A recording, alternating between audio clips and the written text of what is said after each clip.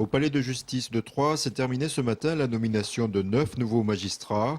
Un soulagement pour la présidente après de multiples départs en janvier et cet été. L'affectation de 9 nouveaux magistrats, un 10e qui prendra ses fonctions en mars, ne correspond en réalité qu'à cette compensation. La dégradation des effectifs de greffe se poursuit, donc nous n'arrivons pas à faire face à notre activité en matière pénale et la situation se dégrade. Nous avons plus d'un millier de jugements non dactylographiés actuellement en matière correctionnelle.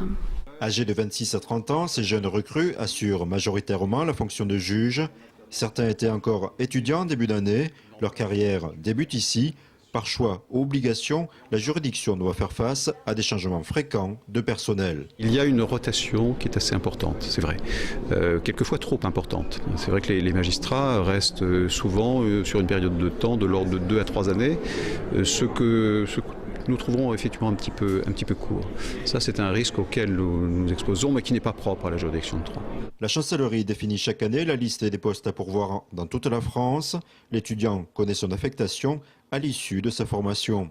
La nomination intervient à la suite d'un classement de sortie à l'issue de la formation à l'École nationale de la magistrature. Et en fonction de son rang de classement, il y a un volant de poste qui est offert. Le premier choisi en premier et le dernier choisi en dernier. Après, c'est vrai que de toute façon, la grande majorité des postes étaient situés, les postes offerts à la sortie de l'école étaient situés dans le Grand Est, on va dire.